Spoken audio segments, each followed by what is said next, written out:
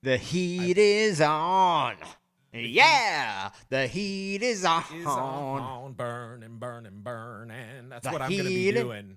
Joe, where's the heat on? It's on the streets. Woo-hoo. The heat is on. On.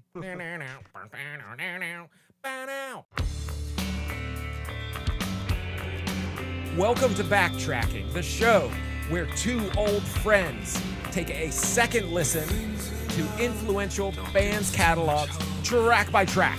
I am J. William Hall.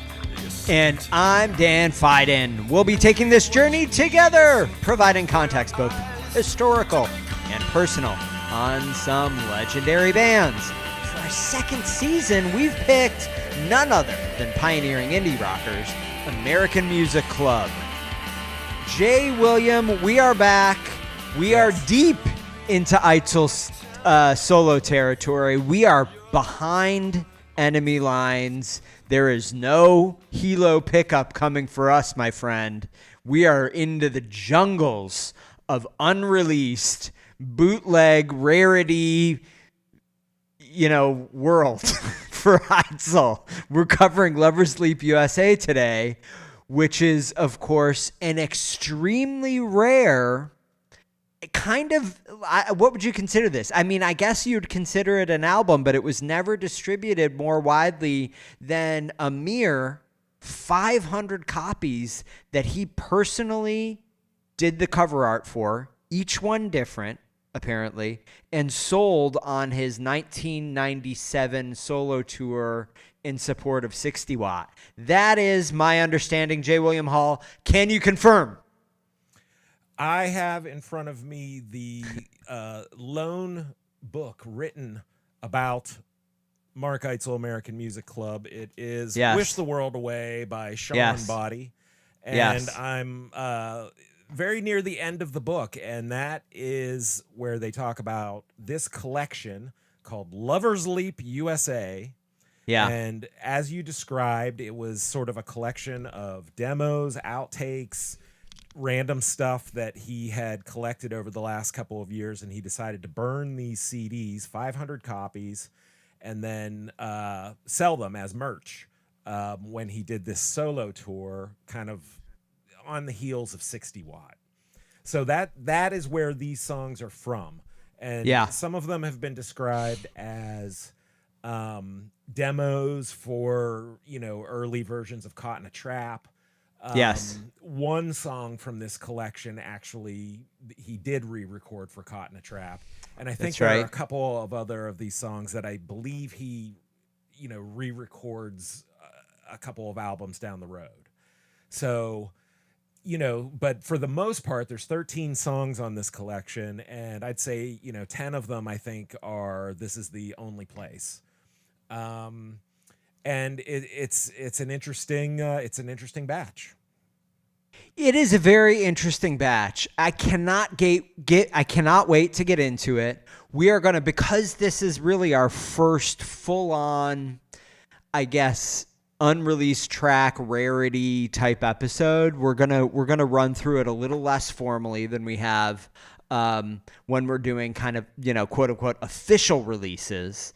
We don't want the backtracking purists to get their panties in a bunch.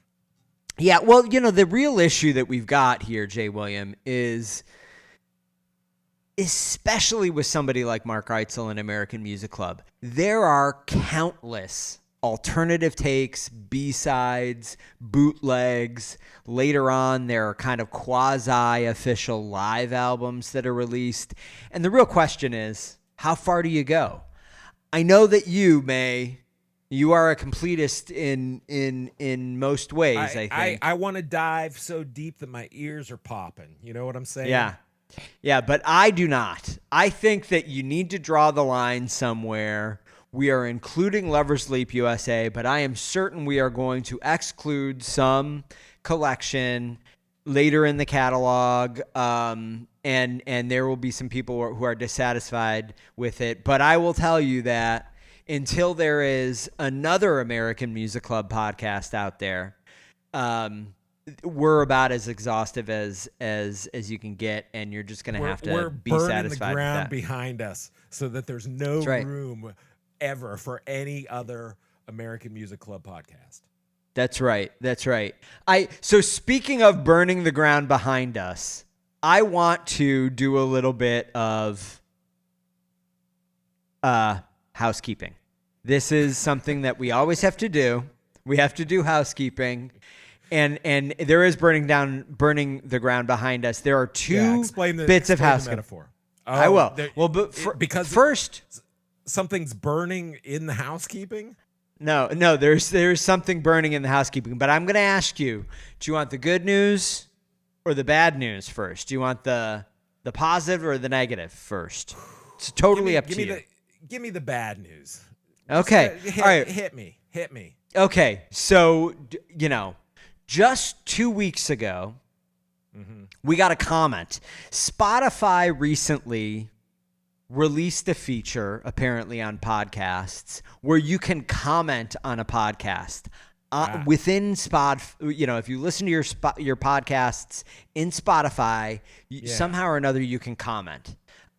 This is I honestly I see the comments through like the admin panel in Spotify, but I don't generally use Spotify. And so I okay, well, I couldn't even see this comment. I couldn't find it, but we did get a comment. The comment was on the episode 5 of season 2.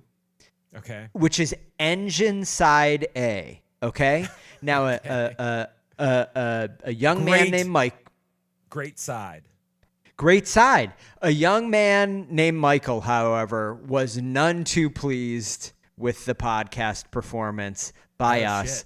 I think it's only appropriate that I share this and we can discuss whether we think this is a fair comment or not. Okay. And I quote, Jay William, and I quote.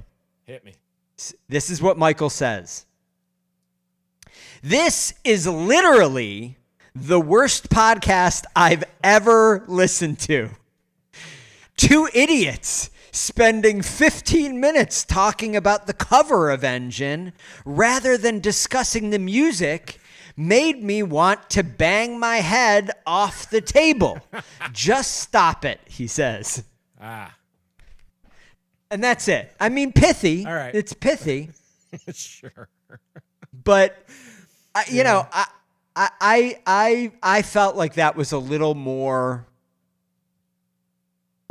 pointed than maybe was fair.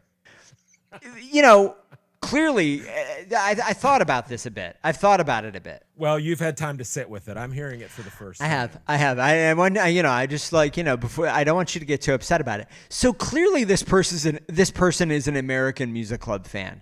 Otherwise, why on earth would Engine Side A be your first episode that you listen to? You know what I mean? Like you just wouldn't come into this podcast series or any podcast about American Music Club and choose Engine Side A. So Engine is a relatively deep cut, I would say, right? It's one of their less well-known albums.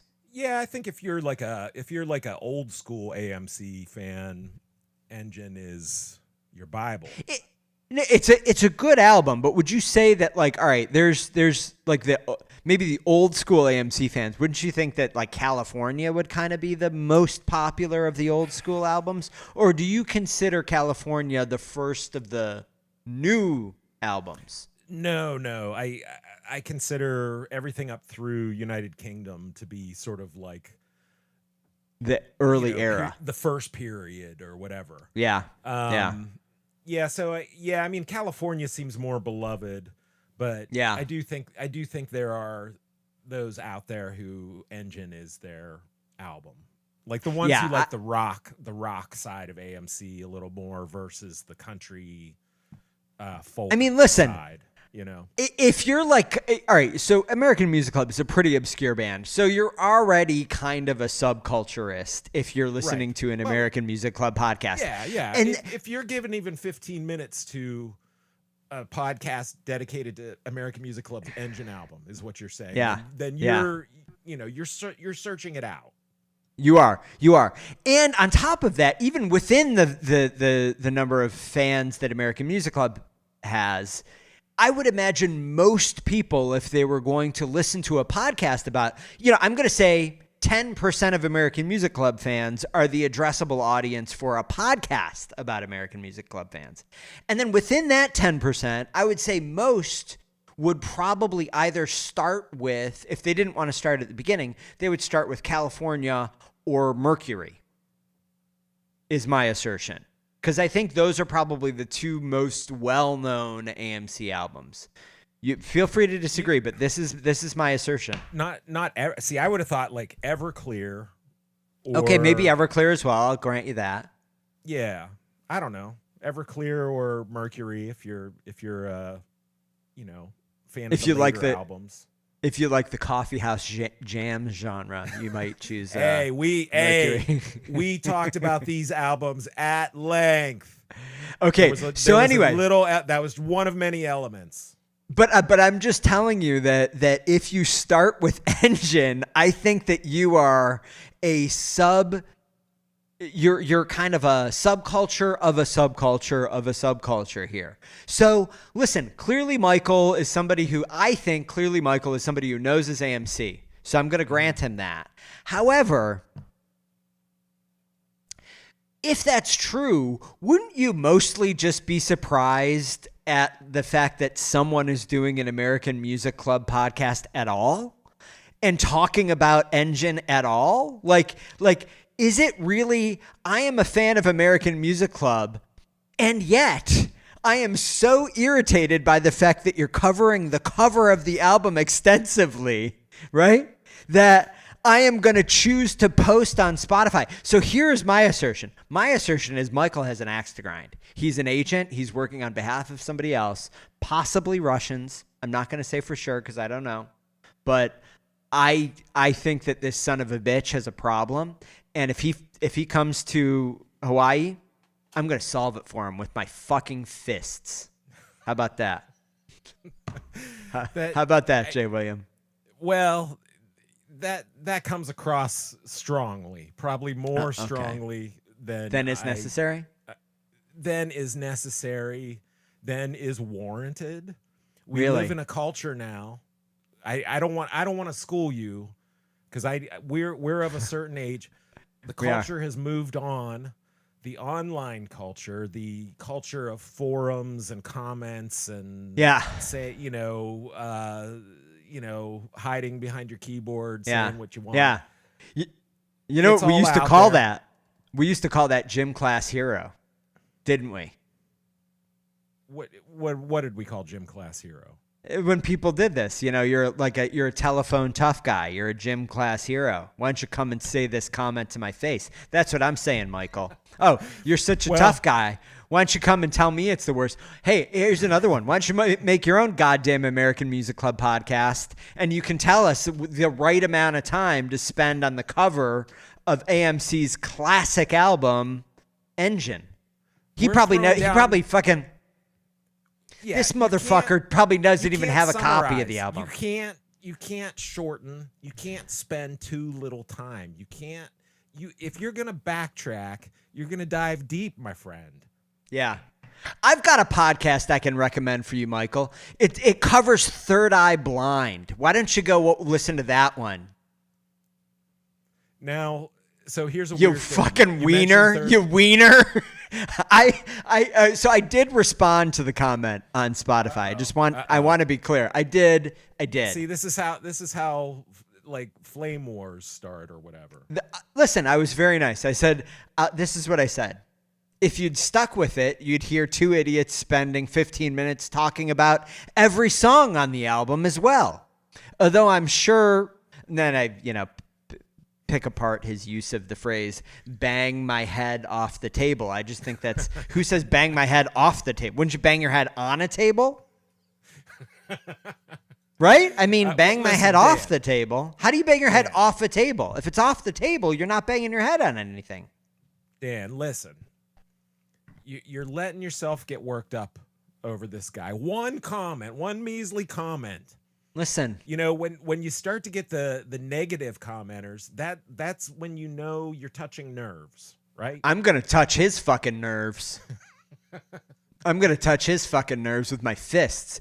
Yeah. So anyway, next time he should fly to Hawaii and say that to that's your right. face. That's right, Michael. We won't get fucking many comments wiener that way. You fucking Hey, wiener. Hey, Michael, listen. In all seriousness, thanks for your comment. At least we got one, right? We got one. I know, it's true. It's true. Now, but on the other hand, here's the good news. We also got an email this week that was just incredibly sweet. Okay. Very nice. Yeah. It was from a very nice fan named Jonathan. Jonathan, yes. And he said, good name. Good person's name.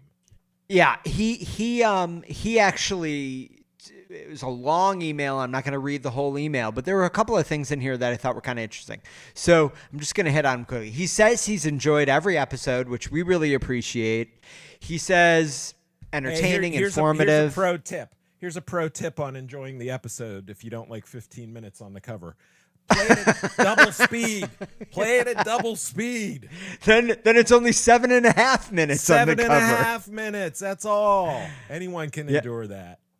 Yeah. So, but he talks about how he's a big fan of AMC, and then mentions a few other bands that I definitely think we are fans of as well.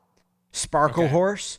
Yeah. Who could forget the beautiful and wonderful Sparkle Horse? Right. Yeah. R.I.P. Mark Linkus. Mark Linkus, R.I.P. Ockerville River, who I know you are a fan of, or you were a fan of. You know, or is that not right? That I'm gonna be honest. I gave one of their albums a good listen, and I decided it was not quite for me.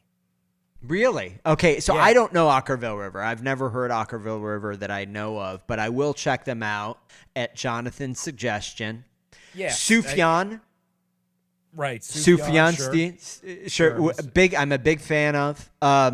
Although he did lose me some of the later albums, he lost me. He got into kind of like Age of Ads and those, like he started to get into electronic a little bit. And I just, at the time, I wasn't really interested. I should probably go back and check out those later albums. Joe Pernice, who we've talked about. Of course, you introduced me to Joe Pernice through Scud Mountain Boys. Scud Mountain Boys specific song, Television, that used to play on your radio show that I thought was a terrific song. Yeah. Yes, great song. And then he mentioned one that I haven't heard of, but I'm definitely going to check out, Gregory Alan Isakov. Have you heard of this young man? I have not. That's a memorable name, but it does not ring a bell. Well, we're going to add that to the Check It Out playlist. But what I thought was so interesting was that I don't know if you remember, a few years ago, Eitzel did a living room tour. And I can't remember the name of the promoter who did this, but there were a few other musicians who were doing this at the time, where you could kind of like sign up to host a show, basically. House shows. Yeah, the house shows. So he hosted a house show in 2023, and he said it was in a beautiful little restaurant bar in Asheville, North Carolina. Nice. And he said it was just an awesome show. He said it was really great, wonderful experience. Mark was in great form. He said it was just really, really a delightful experience. And I have to say, when I read about those living room shows, I really was like, God damn, I wish I lived someplace where, it would make sense to actually host one of those. But unfortunately, I don't think it probably would make a lot of sense where I live. But you had said that you saw one of those for some musician, didn't you, Jay William? Yes. A friend of mine he did one of those shows, and oh my gosh, I'm trying to remember the guy's name now, because I was not familiar with this musician ahead of time. it escaped me at the moment. I did not become a uber fan of this guy, but the show was really good and it was fun and it was kind of cool. Just different, you're in somebody's house. It's just a different vibe. Small scale. You're kind of like the performer's kind of right there. Like it's cool, Yeah. It's a good thing for people who it's a ton of, well, depending on how you are, I guess, like it could be a ton of work, like just getting everything arranged and set up and, your house situated or whatever. But, yeah. Yeah, I think I regret that I was unable to attend one of those, but I do think whatever that company is or whoever that is that came up with that idea, pretty cool idea for a certain category of musician. Anyway, so Jonathan was just overall delightful in his email. It was really appreciated. I will say he said that, he doesn't really have any other podcasts, so he's hoping we drag this season out, which I think we're doing a pretty decent job of. He said he did try. Much to Michael's chagrin. Yeah, that's right, Michael. Why don't you go fuck yourself? He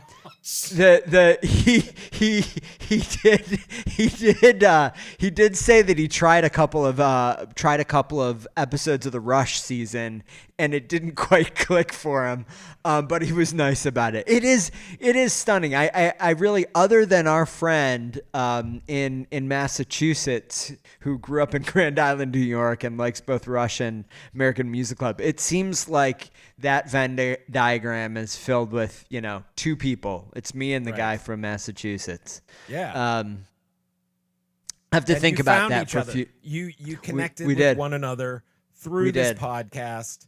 If we can make any connections like that, even one, it was worth it. It was worth it. It was worth it. It was worth it. All right. So anyway, that is the housekeeping for this week, Jay William. All right. That covers it. So shall we dig into Lover's Leap? Now, this one's going to be a little bit unusual because we can't really cover the cover of the album. Probably Michael is delighted about that. But because each of the covers was, more or less hand-drawn from what I understand by Eitzel, and each of them was different, there's really, I don't know what more to say about the covers than that. Well, all I've seen, and I don't even know if these are the covers or these were like an insert or back or whatever, is this clearly like handmade or, what it actually looks like is like word processor from 1997. Like created, and it's just like the track listing and a couple of notes about what the disc is or whatever, and there are different ones because I think he probably did these in different batches and each time he would do a slightly different cover or whatever, but I think I saw him on Discogs or somewhere like that.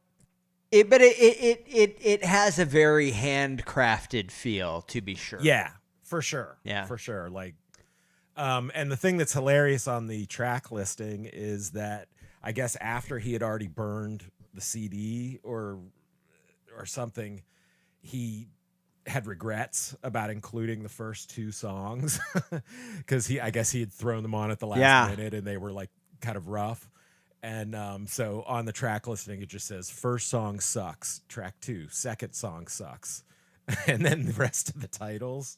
And then on another one, it says like skip the first 2 songs or something. Like it's just kind of funny, self-deprecating. Yeah, yes, very self-deprecating. So according to a review that I saw on AllMusic of the album, it says that in addition to each cover featuring a doodle on the sleeve drawn by Eitzel himself, there were a total of 4 variations of the liner notes. Oh, okay. Yeah, total of 4 variations, including, he does actually in his review make mention of the fact that in a couple of the variations, he says that the first 2 songs are bad, in one way or another. And then he also said to potential bootleggers, don't make any fucking copies of this. Don't.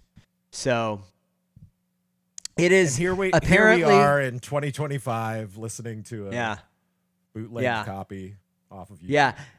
Yeah. Now I don't even know if there's a way to get a copy of this other than YouTube now. I don't think so. Is it for sale on their Bandcamp?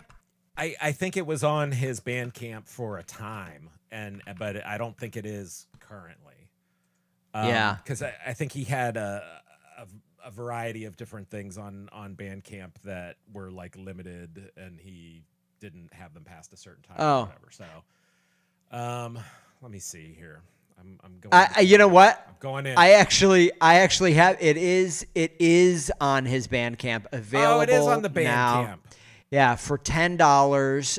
And it does show you one of the variations of the cover, including the liner notes. In any case, there it is. So this is an odd one. This is definitely not what I would call part of the core Eitzel AMC catalog. No, I wouldn't consider it part of like the official discography, but I think it's fascinating, interesting, just from a fan standpoint, to sort of see,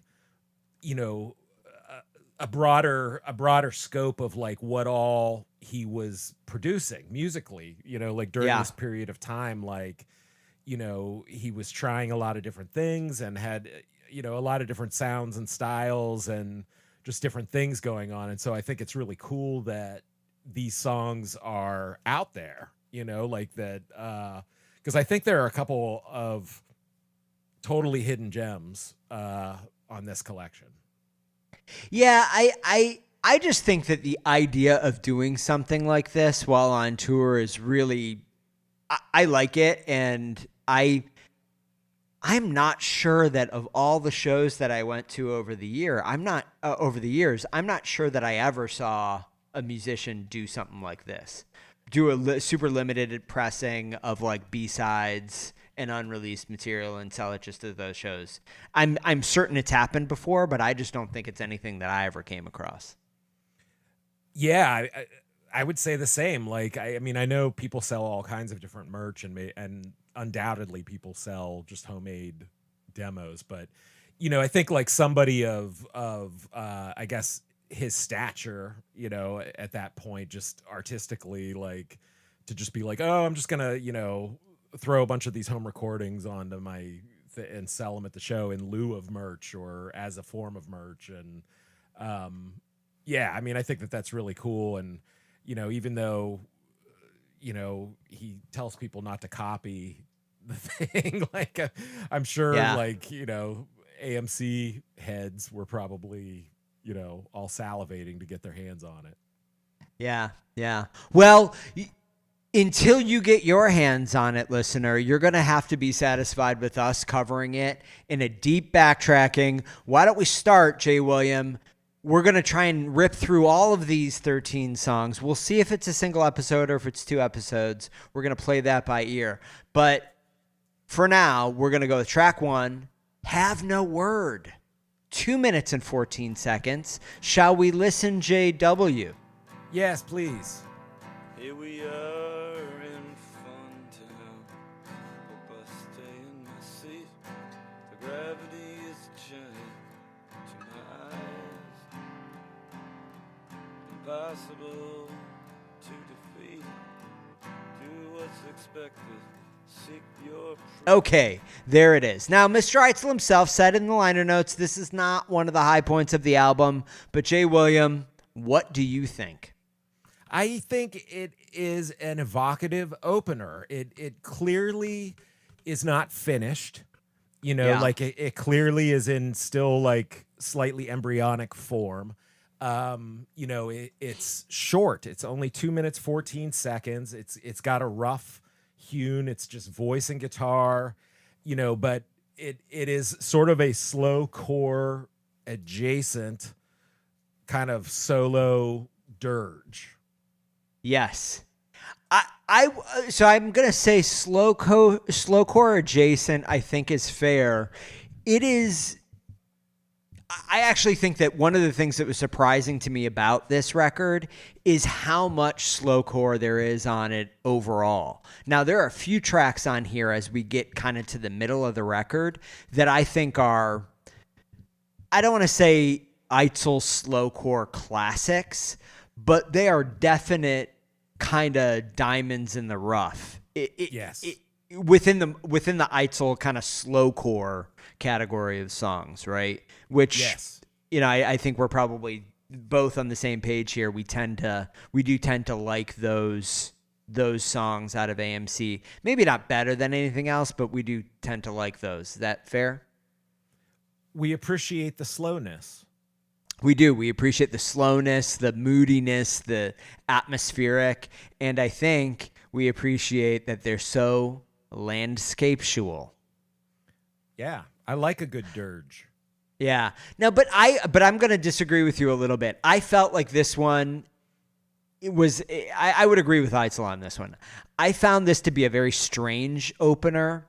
And again, I kind of am treating this as though it were an actual real album and less a collection of, oddities. But I just think opening with this track is a weird choice because I do agree, I think, with what Eitzel is saying here. It's one of the weaker songs on the album. And frankly, I think this album has a strange, if you think about the track sequencing, it has a strange,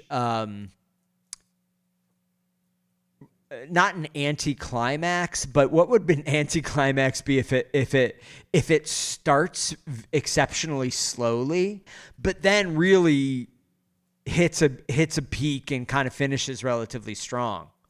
I don't know what the word is for that, but that's how I feel about this. Like the first, when I had never heard this album before prepping for this episode. And when I heard Have No Word for the first time, I was like, oh gosh, this is not going to be good. This is, I don't think that this, maybe is something we should cover on the podcast. That's the level of concern that I had about this one. Oh, really? You think that goes too far? Yeah, I just think they get to be, the songs get to be much better really once you get to track 4. I don't want to get to that now because we're going to cover it, but my whole impression of the album changed substantially by the time we kind of get to certainly track 5. But this one left me feeling like maybe this is a questionable bit of material to cover. We can't talk about the lyrics on this one, or at least I can't, because I could not find the lyrics anywhere. They're not listed in. I got them right in front of me. They're on. Where did you get them? I got them. No, on they're Genius. not on Genius. Yes, I'm on they Genius are. right now. I didn't get them. How did you get them? Mark Eitzel. Oh, there it is. There it Uh-huh. is. All right, my apology. Well, I'm gonna have to. Why don't you talk about the lyrics here while I read them? And then I'll give you a very quick, superficial response. Okay, so once again, and I don't know why I default always think of this, but I guess when I'm trying to think, sometimes his lyrics can be very image heavy and not real clear, on exactly what he's talking about.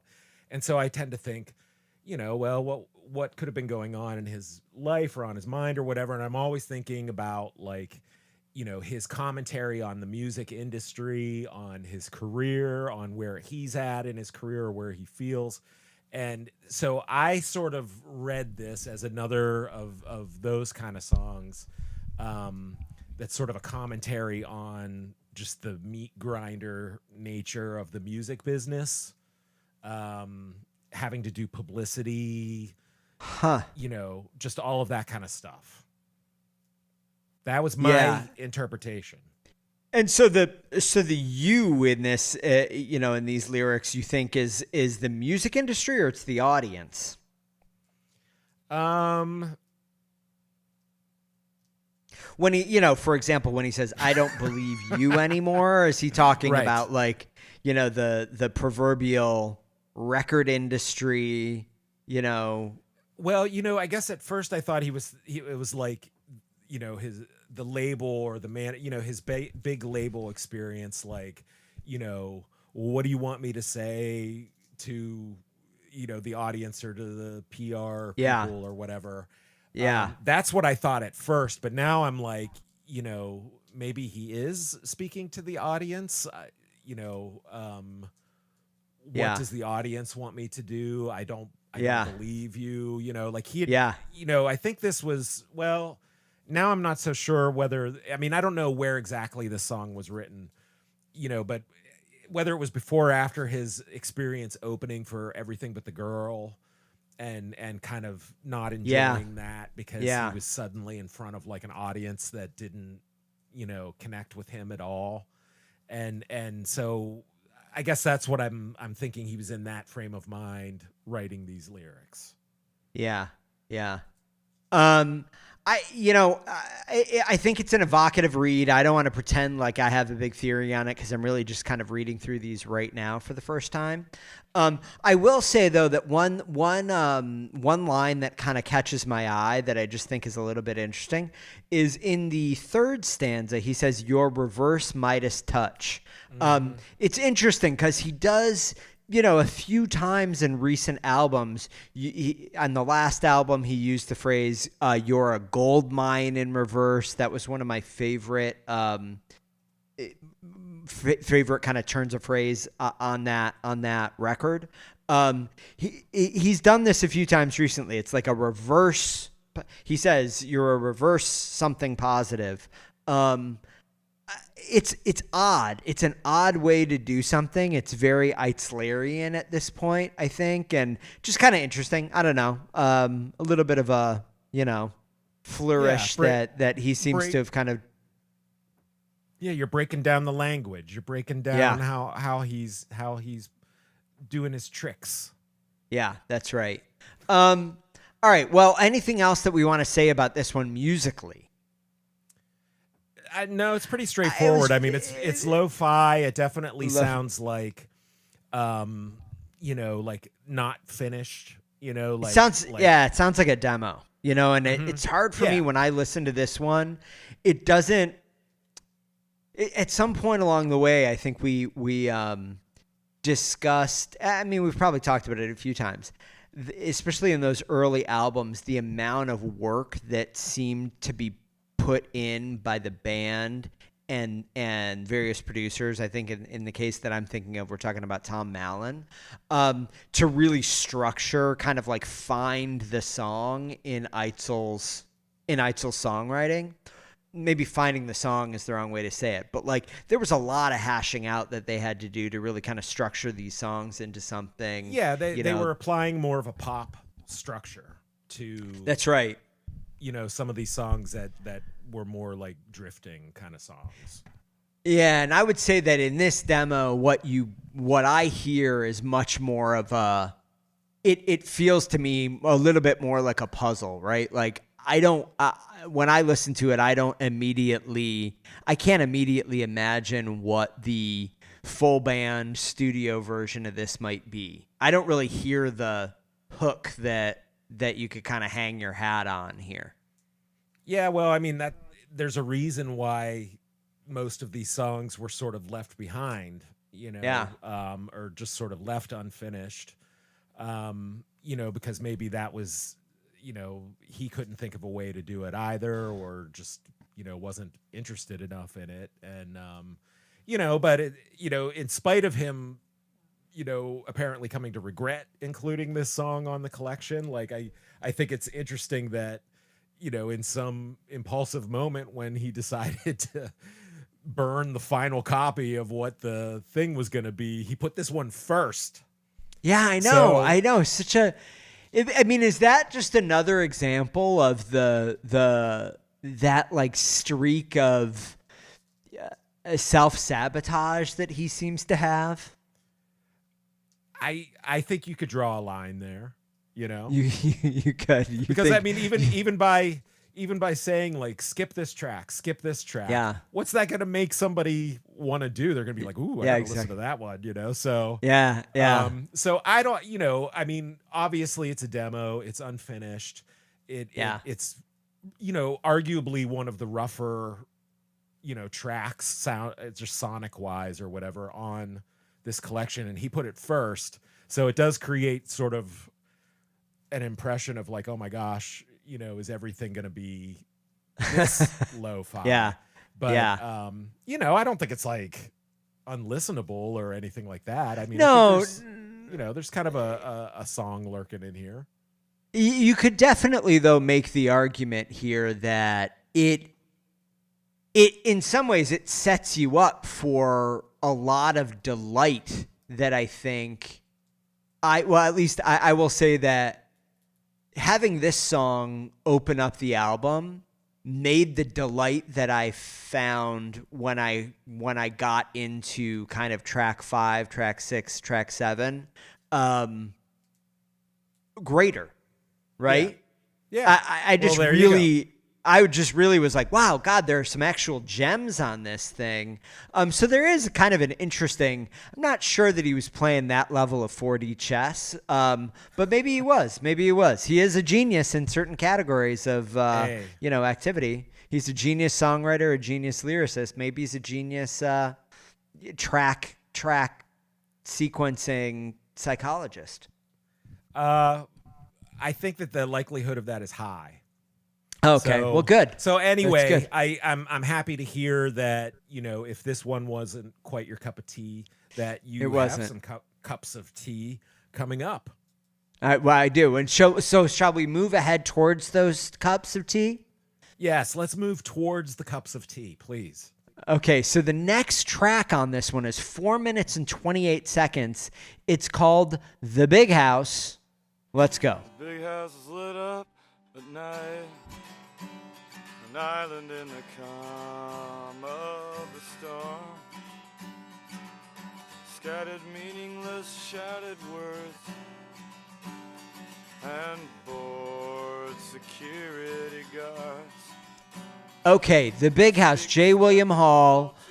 Lyrics first. Now that we have established the lyrics are available on Genius, why don't we dig in? This is a very wordy, longer song, very wordy song. What do you think about these lyrics? So I think that this song was him sort of unloading his frustration with that Everything But the Girl tour. Yeah, okay. the Certainly the lyrics, first... Yeah, the lyrics are kind of harsh. You know, like they're definitely like angry, kind of just, it's a rant, you know? Yeah. But this is sort of where he just sort of lets us go. And I have a theory. Can I put forward a theory? Yeah, please do. So my theory is that when he was coming to put this collection together and he was deciding what to put on it, that the first 2 songs were just recently written. And maybe he's still kind of like excited, you know, after having just sort of recorded these first 2 things, but that they were both kind of like angry, bitter, just frustrated, coming from that place. And he put them on there. And then afterwards, he was kind of like, maybe, you know, I should have kept working on those, or I don't know. You know what I mean? Like that's just a theory. I'm just putting it out there. I have no evidence of anything. But this one feels like a visceral reaction to the experience of, you know, because he's talking about like the big house, first of all. Like at first I thought he was talking about prison. Well, I mean, like, big house, but this is like Folsom Prison Blues. This is going to be, you know, but then I came to realize, or maybe he meant the double meaning. The big house was like a big venue, a big theater or something like that. You know, but he paints it as almost like a type of prison, doesn't he? Well, it's really interesting. I would say that your interpretation definitely resonates with me. There is a lot here that is very clearly anti-music industry, right? And it seems pretty on the nose, right? The speaker stack is a wall too high to climb. Later on in the lyrics, he talks about giving away a laminate to someone who can make better use of it. Thanks for the backstage pass. I don't know. I mean, there's clearly like a lot in here that talks about the music industry, touring, and just fundamental dissatisfaction with that. But it, similarly to you with this big house, it really does seem like this is in some way directed at a specific person. And the big house, I think, maybe, most literally found in, what would this be? 1, 2, 3, 4.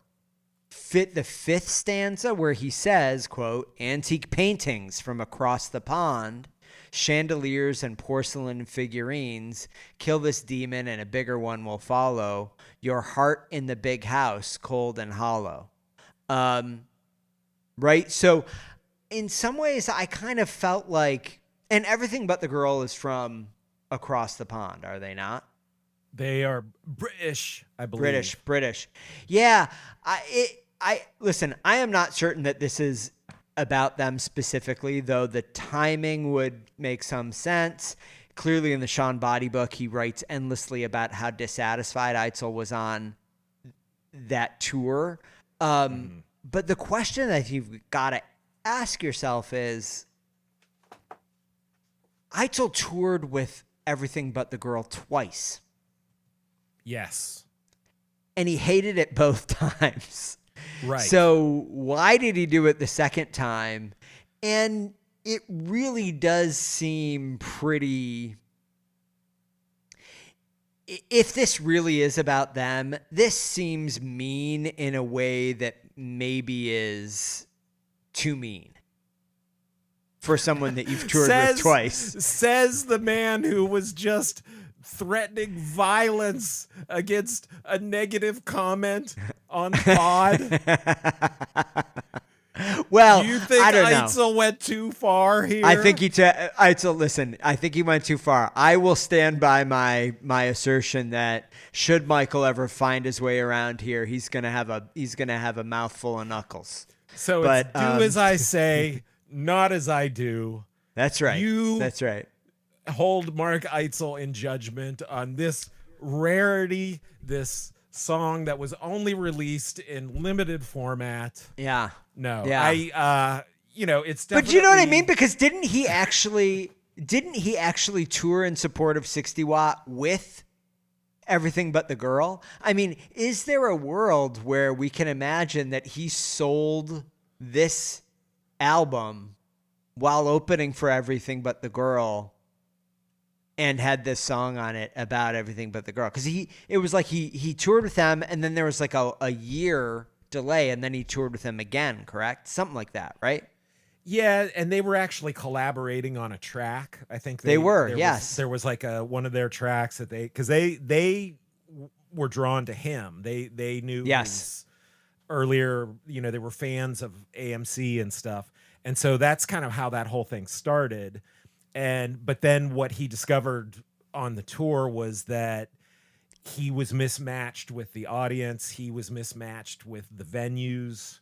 And he felt very much a fish out of water. And so that became kind of, just, damaging to his self-esteem or whatever. But then I think there was the first tour ended, and I know they talk about it in the book, and I can't remember. But for some reason, he got persuaded to do the second half of the tour. Yeah. And I think they asked him, were you going to come do the second half? And he was kind of like, and I think it was he didn't have anything else immediately going on or whatever. And so it was it's a good opportunity. I mean, I think you're right that, I'm sure the audience was mostly checked out, but there were undoubtedly records sold. There were undoubtedly people who actually were paying attention or didn't know him, but were kind of like, oh, I like this, or whatever. But I'm sure from his perspective, because he's used to having a small room where everybody is hanging on every word, and this was probably big theaters or whatever. And I don't know. I don't think that it was arenas. Maybe it was. I don't know. And, but I mean, he had also had, like, he'd cross paths with guys like Pearl Jam, who were playing in stadiums, And so I think, like, he's singing from a perspective of, somebody who's seen the behind the scenes of all of this and has grievances. Yeah. Yeah. Well, listen, Eitzel has grievances. News at 11. We all, yeah. All right. Well, what about the music here?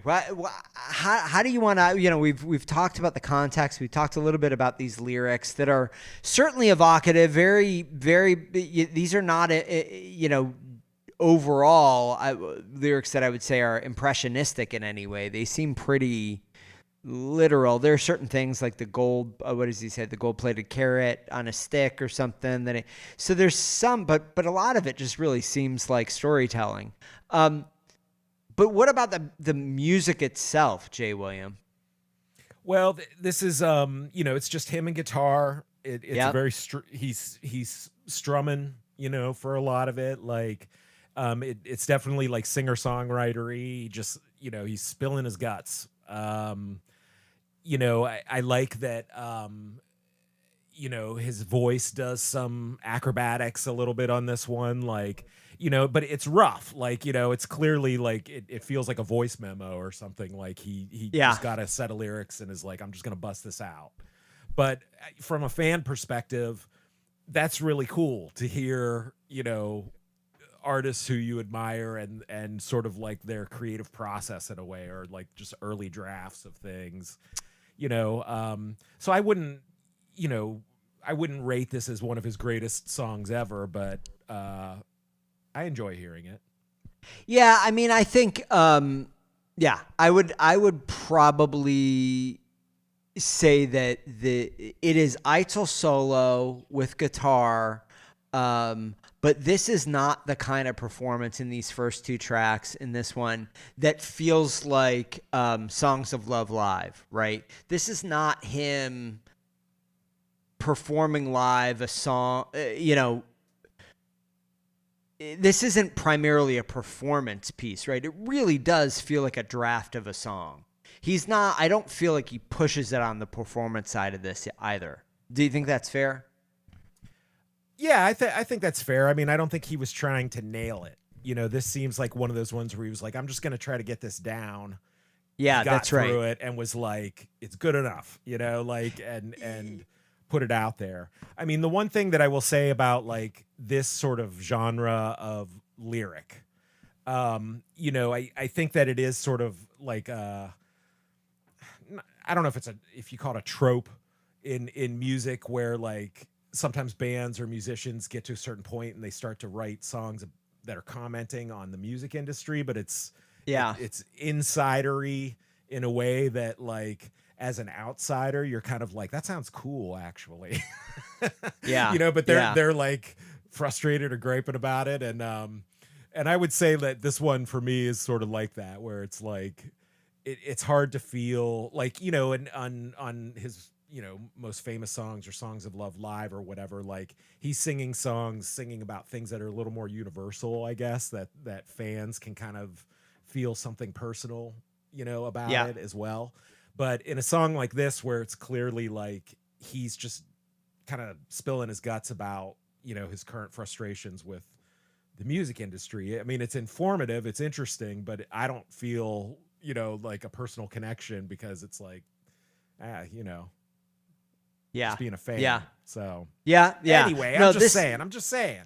Yeah. This is, I guess, don't pick up this one and expect that this is going to be Songs of Love. This is definitely, a look inside the notebook. At least in these first couple of songs, although I will, again, I'll argue that some of the later ones actually feel pretty fully formed to me, even in terms of the instrumentation. There's a reason. Okay, well, we'll have to, when we get to that, you can tell me the reason. Yeah. Okay, so why don't we move on now to track 3? Shall we? Are you ready? I am. Okay, Dream in Your Heart, Jay William. Dream in Your Heart. It is a a quick 3 minutes and 30 seconds. Let's give it a listen. See my face below the flood. I've been passed over. I don't expect a thing from your love, not even to remember. Dream in your Dream heart. in your heart. Dream in whose heart? In your heart. Please. In your heart. In it. In your heart. In it. So what do you want to say about this one, J. William Hall? Do you want to dig into these lyrics first? Lyrics wise, this, again, this is a little sketchy. I interpreted it as more kind of like commentary on the music industry, on... Oh gosh, okay. I don't know. That's what I have in my notes here, but yeah, this one again, this is kind of first blush. I didn't really live with these lyrics deeply like I have for some of these other records, because I did not find these lyrics until just now. But this one, as I kind of looked through it, it really felt to me much more like, a classic kind of relationship song, very much in the model of other Eitzel relationship songs. I am not certain that's right, but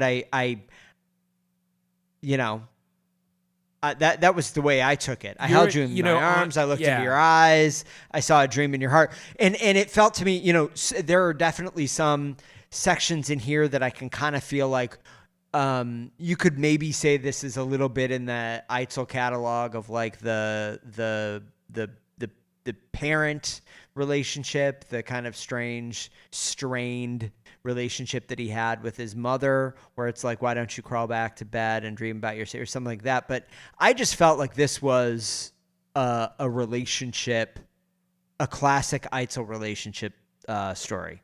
Your interpretation is as good as mine, probably better. My overarching opinion or thought is just that these feel like a first draft or like unhoned, of the lyrics. But yeah. So it's like I don't want to look too deeply into them because I'm not sure that they, were fully formed or anything. But the one thing that is fully formed on this song are the drums. This is such, obviously, like, because this whole collection is a hodgepodge of different source, kind of things. But this sounds like he's playing with, I don't know if this is with the New York indie rock guys or what this is, but like whoever's smacking the drums is smacking them hard and like going hard and has like a part kind of like worked out. Yeah, I will say there again, I could not find any credits for any of this. But I compare, this is really the moment on the album where I was like, oh, actually, I listened to those first two tracks and it set an expectation in me that was like, wow, these are all going to be total demos, like real drafts, very rough of songs, that will appeal to the hardest of hardcore Eitzel fans or AMC fans, just because they're completist and they, there's nothing that they could put out that they don't want to hear more of. That was my first reaction when hearing to the first two tracks. I got to this one though, and I was like, gosh, this feels much more like a B-side to Caught in a Trap to me. And a B-side that I don't think it would massively add to Caught in a Trap, but I don't think it would feel out of place on it either. Does that make sense?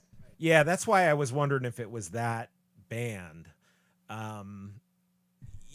But the other thing that sets this apart, I think, especially after the first two songs maybe, is he's in his upper register. He's singing hard. This reminds me almost of like Restless Stranger, Engine era AMC, like the rocking out, like, and he hasn't rocked out like super hard in a while, or you know what I mean, like on record or whatever. And so definitely like this one, perked my ears up. Yeah, I think that this is a really interesting one. The point that you just made about how he's singing on it. Again, I was trying to figure out a way to articulate this for the first couple of songs. And I was talking about kind of like it really doesn't sound like he's trying to perform vocally, I guess. Yeah. This it does, right? It feels like he's trying to capture a performance, not just capture like the sketch of the song.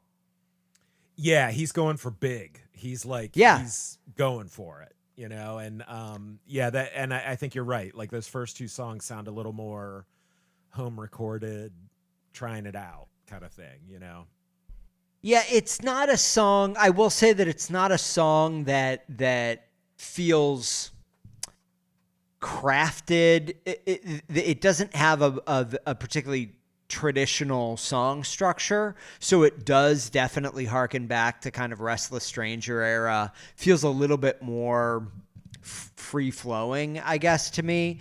But the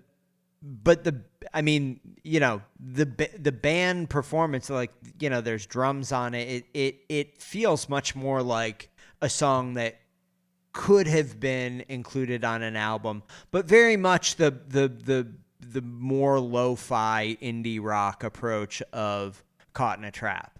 But as I talked about in the last episodes, I actually found that approach and that band in particular really, really interesting and kind of somehow refreshing after Mercury, San Francisco, 60 Watt, and West. I liked a little bit more grit kind of under the nails on Caught in a Trap, and this definitely is the same kind of a feel. Well, this is definitely one that you remember at the end of Caught in a Trap, side B, I talked about the 2 EPs theory of Caught in a Trap.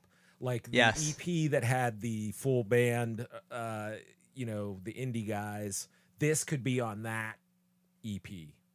Yeah. I think that's probably fair. Decided. And I think it's believable that it was that band. If anybody out there knows actually who played on this track, let us know. The only person that's credited on All Music is Eitzel here. So I don't. Maybe Eitzel played these drums, but I would say if it was him, pretty good groove there, Eitzel. Not bad. Hitting them skins hard. Yeah. Okay, should we move on to... Yes. Okay, we're going to move on. Let's get into it. The next song is Lost My Humor. It is an epic 5 minutes and 50 seconds. Jay William, we have not heard many Eitzel tunes approaching 6 minutes in quite some time. So why don't you strap yourself in and let's give it a listen. Okay, here we go. I lost my humor, so dissolving the smile. The teeth were big and frosty.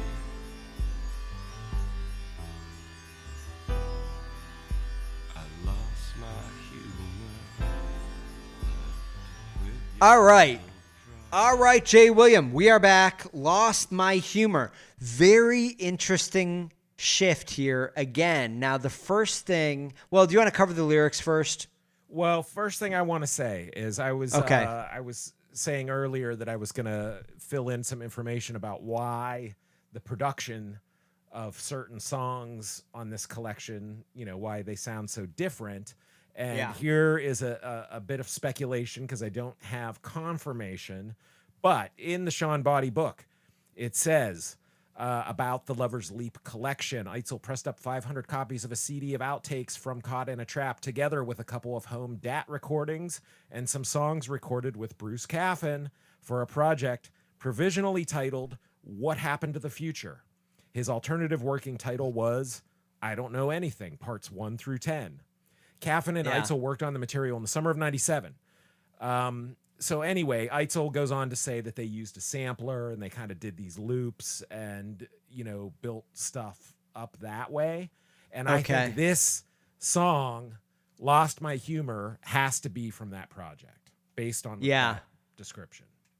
Yeah, it definitely has. I mean, there's no question there's some instrumentation that shows up on this record a couple of times that's very unusual for Eitzel.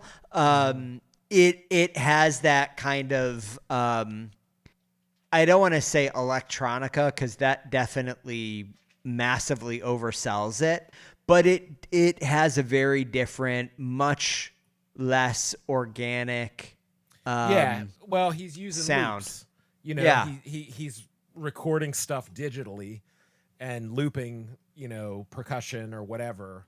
In this case, this one's got like that Indian drone. It sounds like a, you know, sitar kind of thing that is just sort of like popping back and forth. Because I think he even says somewhere in this book about how the Caffin project, it sounded too much like Portishead, or he said something about Portishead. Oh, you know what? I vaguely remember that. I do vaguely remember that. And Portishead was at the forefront of like this era was sort of like still early days of, you know, people starting to use computers and looping and that kind of thing. Yeah. You know, so definitely it's got a little bit of that feel to it. Yeah, for sure. I will say that the when this song starts off, you get that it's a percussion sound. I'm not entirely sure what it is, but it's clearly artificial. In addition to that drone that you just described, there's this like kind of it sounds like a an old drum machine kind of bass drum sample basically. But it has a very artificial sound. And it, you know, when I first heard it on here, I kind of was, you know, like, whoa, you know, super surprised, but I like it. It's a really refreshing change. And I guess for me, this is an opportunity to kind of start to describe the way this collection of songs made me feel. I love the inclusion of a song like this and the last song on it because they're just somehow oddball, totally unusual recordings that he's done that feel very much like an oddities collection, but not necessarily bad songs at all. Many of them are good songs, but songs that you could listen to and be like, oh yeah, I understand why that never really made it onto one of the other albums, because it just somehow doesn't quite fit well with him. But you know, very interesting in and of itself. And I found this one, you know, I'm certainly wouldn't say that this is one of my favorite Eitzel songs, but I found it really interesting. This gave me much more satisfaction and in some ways like insight into his process than at least for me, I would say the first two tracks do. You better watch out. You might be catching some B-side-itis. You're going to be loving your B-sides and your obscurities.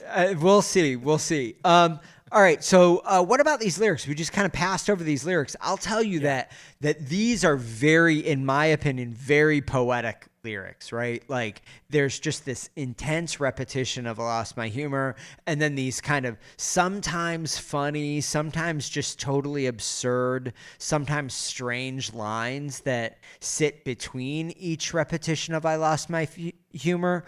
But these lyrics for me feel very much like early Eitzel lyrics in a way that I like. They're interesting, but pretty formless, I would say. Well, I think they do have a form, but it's like a mantra, you know. I lost my humor interspersed with another longer line. But then later it changes to I lost my spirit at some point.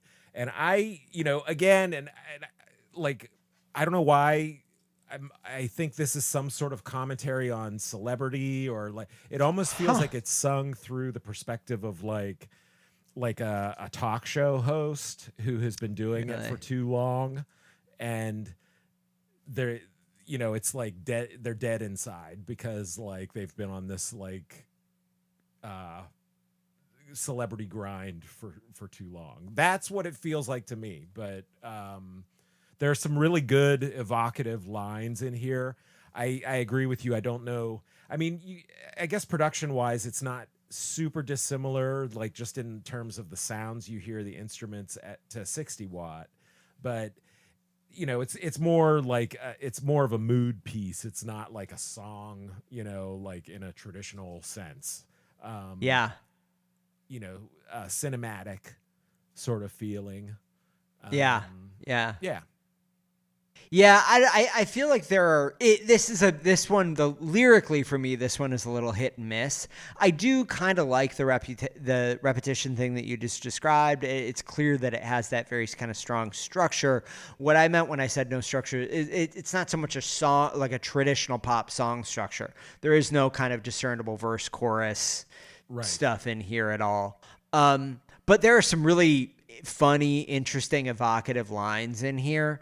I lost my spirit, slipped out of my pocket when I slipped on a banana peel. Like, classically Eitzel, simultaneously funny, kind of pathetic, self-deprecating, also somewhat serious. Like, there's, there are just a few lines in here that I really like that.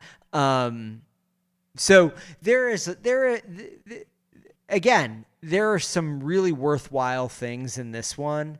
I would say that this is probably the first song on the record that I felt like really deeply engaged into. Now, I didn't probably come out of it saying this is like my favorite song, but I was really interested in this one. Definitely a different side of Eitzel on this one. Like, it's unlike anything really, that's been released, from him. So. Okay. So should we move on then? Are we ready to move on? I believe we are. Okay. I'm going to call it right now. The first big hit on this record. How Will You Face Yourself in Sleep? Why don't we give it a listen right now? Sweep the morning away. Last evening's defeat and face a hungover day. Under thin blankets, 'cause when you're on the move, you don't need to be warm. You pull another dark flood over your hidden form. A red velvet curtain drawn over the face of the deep. How will you face yourself in sleep? Okay, J. William, how will you face yourself in sleep? The first thing I've got to say to you, before we even get into the lyrics, within the first 3 seconds of this song, it reminded me so strongly of the AMC tune In the Shadow of the Valley. Yes. Doesn't it have that? Yeah. Yeah, it definitely, or like I had a Miracle on 8th Street as it's that like landscaptual sort of pedal steel. Like, I feel like this has to be another Caffin assist on this one. Yeah, I don't know if it was I'm not sure if it was because of that evocation that I got hooked, but I got completely hooked on this one right away. It is undoubtedly like more lo-fi than what you'd find on those records, but it feels very much a piece of that kind of style of AMC song.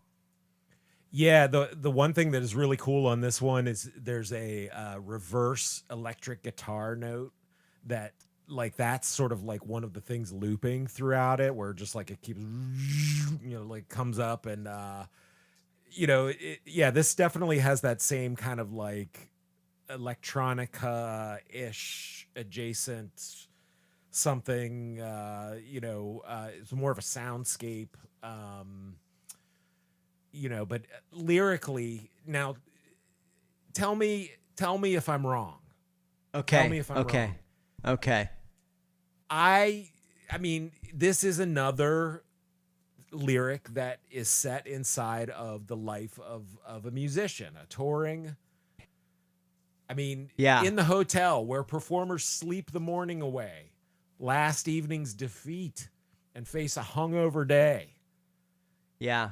It's about partying on the road, feeling like crap the next day, the grind. Yeah. I mean, without a doubt, the first stanza is about that. There's no question. I lose a bit of, I guess, that plot as you get deeper into the song. I think probably you're right on. This is kind of the lament of the musician that's been on the road for too long, basically, right? So I get it, like, and I think that's probably right. I will say though that I don't know. I mean, I love these lyrics. I think this song overall is a kind of very AMC like droney classic. It doesn't have the completely memorable hook that in the Valley of the Shadow had, for example, that my nights are all sleepless, so all through my days. That musical line, that melody line is just really, really beautiful and memorable. I don't think this one quite hits that level, but for me, that level is very high. That's, I'm going to say a top 20 AMC song for me, probably. I don't want to put that in stone, but it's definitely up there. It's a song I think of very, very highly. So I think this is one of the first real gems on this album. I love this song.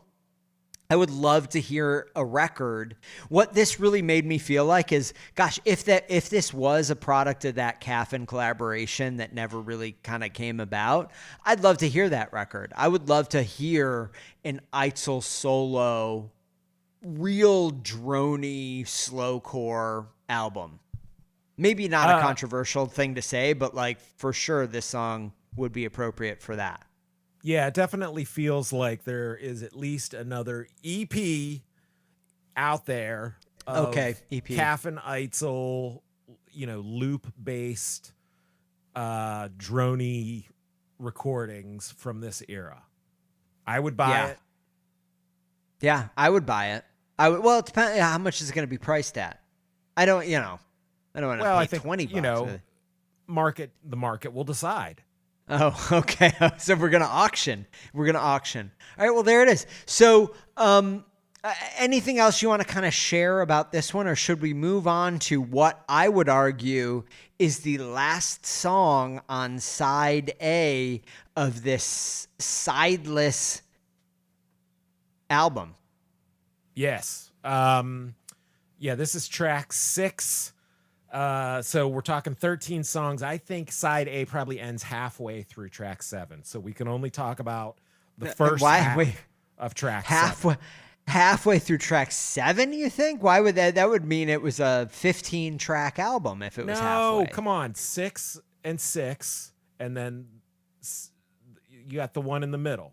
It's track 7 is the one in the middle. Wait, what? 8, 9, That's 10, 11, 12, 13. That's side B. No, but if it's 13 songs, you do track 6.5 would be halfway, right? No. If there are 13 tracks? No. Guys. Track 7. Really? Yes. Wow. Tracks. We're going to 6.5 songs per side. While we go to ChatGPT and find out the answer to this, we should let you listen to the next track on the album, which is, of course, Lost and Lonely. I hope you never are either of those things, but let's listen right now.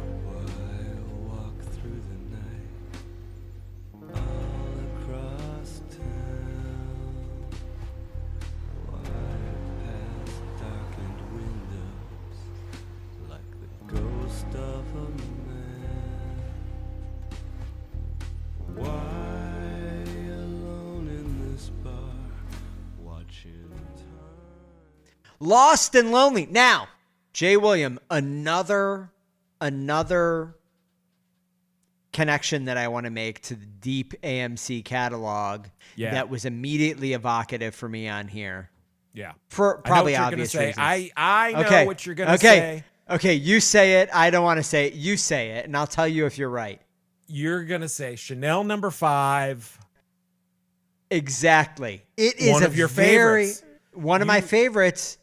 You one of my swore favorites. It might be number 1 on your all-time could be list my at one. Could be my could be my favorite American Music Club song, and only a B-side. Never made it onto the main album. Never made it onto Everclear. Right. Deep cut. Well, not as deep as I think really anything on this album, but deepish cut. You know. But listen, again, here's another one of these songs that I'm just like, gosh, I'd love to hear this record. You know what I mean? Like if it was really just kind of How Will You Face Yourself in Sleep, Lost and Lonely type stuff. I think there's a ton of potential here. But Jay William, I'm monopolizing. I want to hear what you have to say. I think this is a really great tune, and clearly caffeine. It reeks of caffeine. It reeks of caffeine. What is the smell of caffeine? In the best possible way. It's like I think it's like a Nag It Champa. smells like a pedal steel sounds. You know what I mean? Oh wow. Yeah. Okay. There's some really evocative lyrics, but the hook is, of course, the thought you were as lonely as me. Which is just kind of a interesting line. It sort of like makes you think for a second there. I got pretty serious Spain vibes off of this one because, it's that slowcore jazzy kind of, and this has got the brush drums, like, it's got the jazzy sounding kind of bass plucking back there. So I was getting some Spain vibes, 60 now Spain, but yeah, Spain. But before you dig too deep into that, I just wanted some Spain side trivia. Spain, of course, the main guy in Spain was named, was it Josh Hayden? I think you're correct. Yeah. I think it was Josh Hayden, of course, son of Charlie Hayden, right? Famous jazz musician, brother of Tanya Hayden, who also, I believe, was a musician in an indie. I believe she played cello in a reasonably well-known indie rock band in the 90s, although I cannot name the band right now. However, went on to marry Jack Black and is now the wife of Jack Black. But go ahead. Really? Yeah, I know. I can see the face you're making at me through the Zoom. Ladies and gentlemen, the face is one of disgust and skepticism. But you go ahead. Tell me, what's Tanya Hayden's band? First of all, yeah. So I want to say the name of the band was That Dog. Oh, okay. All right. I think I'll they look were it called up. That Dog. And there's another Hayden sibling, another sister, Petra Hayden, who I think she may have been in That Dog, and she's done some different things. But one of the projects that she did that I thought was really good was she recreated all of these iconic movie instrumental movie soundtracks using only her voice to recreate the multi-track versions. Oh, really? Yes, and it's called Petra Goes to the Movies. It's a really fun and impressive album, an impressive feat. But she is a sister in the Hayden family. They're full of musicians. Chock full of musicians in that family. Yeah, well, I'll tell you what. I am now looking at the Tanya Hayden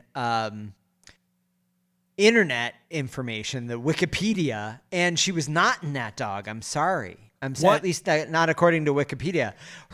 The band, she was a member of several bands, including Let's Go Sailing, which must be the one that I knew her from.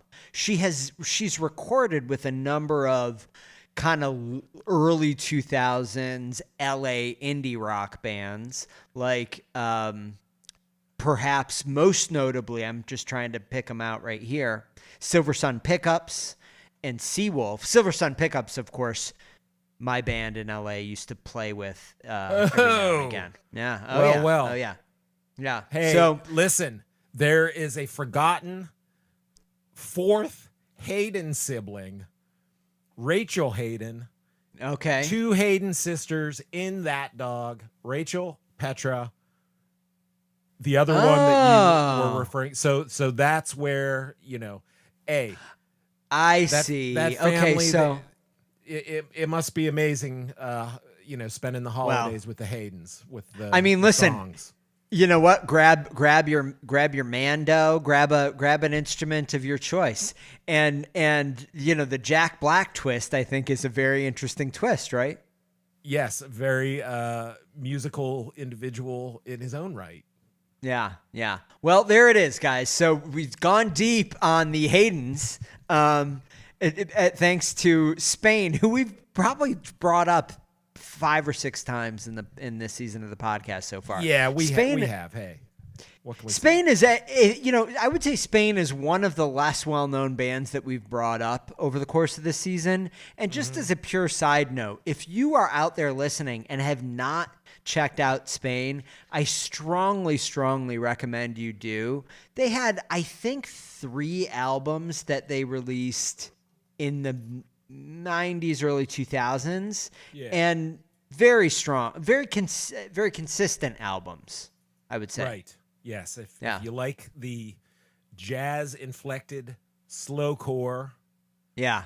I'm a huge fan, particularly of the first album. Yeah, which of course, yes, the Blue Moods of Spain. It's called. Okay, so I feel like we've kind of rocketed past all of the Lost and Lonely stuff that we wanted to cover. I will say though that I do feel like this has the potential to be a real slowcore classic for Eitzel. I really, really like this song, actually. And I like the lyrics. It is a wordy song. It's a wordy song, but extremely atmospheric. Lyrically, there's some real high points in here. A current chain of stars, too heavy to hold. Beautiful, beautiful, beautiful line. I don't know. I think there's some really lovely things in here. This is, again, not a fully formed experiment, but I would say this is one of the ones on the album that has a heck of a lot of potential. I agree. And he does the thing on this one where he has these verses that are kind of, impressionistic and all over, and then a really concise chorus that is more like simple language, thought you were as lonely as me. The interesting thing about this recording, you can tell that this was still just in the demo stage. One is there's this slide guitar part that is noodling throughout, and as the song gets towards the end, it really starts to not go off the rails, but just you can tell that this is just someone noodling. And then right near the end, it's sort of in a fade out sort of section, and you can hear Eitzel say, what does he say? It's like the fight. Oh, he goes, thank you. Or he says, thank you twice. And you can tell that whoever was recording him, he was just okay, I'm done. Thanks. So I just thought there are a few of those moments on the Lover's Leap USA collection that belie that yes, this was just a demo and he decided not to continue with it or whatever. And but I like that. I like the rough hewn gems. Indeed, there are some rough-hewn gems in here, but you shape the stone, you polish the diamond, J. William Hall. So why don't we polish the diamond of this episode, why don't we actually polish it off? I'm calling an audible here. We're gonna break this. We're gonna break this up into 2 episodes. So we're gonna end episode 1 here, and we're gonna come back next week. We're gonna finish off Lovers Leap USA. We don't want to overload you with too much good information, and so we're gonna spread it out over. We understand that sometimes we go on a little long about this thing that we're passionate about. American Music Club, Mark Eitzel. Sometimes we have a lot to say, all right? Yeah. And by the way, Michael, if you don't fucking like it, you know, you're free to go anywhere you want on the goddamn internet. I've got some suggestions. It's a great website that I recently saw called gofuckyourself.com. Okay? You dickhead. My goodness. Now, everybody, listen. All right, so we're all friends here. I don't know. Is that true? We're going to be back. We're going to be back next week, and we're going to start it off with Pay It Back. But until then, JW, why don't you tell them how to get in touch with us? Because I'm frankly a little bit too upset about what we've had to go through from fucking Michael this week. Listen, people, just understand that there are multiple ways to get a hold of us. Our preferred method being of the Generation X. Yes. Electronic mail, email, good old Gmail. Backtracking rocks, ROX, at gmail.com. That is one method. Another method is to go on to reddit.com, which all roads apparently lead to Reddit these days. And we are on there on the American Music Club subreddit. We're talking about backtracking, and you are welcome to come on there and do your nasty, vile comments and your downvotes if you feel so compelled. Yeah. I guess you are allowed to do that. I mean, listen, I'm a believer in free speech, but that's not, just because you can say it doesn't mean that you're, free of a good smacking. You know what I'm saying? Well, free speech, the flip side of that is consequences, right? That's exactly right. Okay, Founding fathers understood consequences. You know what? If the founding fathers ever had met Michael, they would have smacked his saucy mouth. They would have smacked his saucy mouth. All right, Tars so and feathers. Next week, Jay William, we'll be back. Side 2, Lovers Leap USA. Thank you as always. And bye-bye. Ta-ta.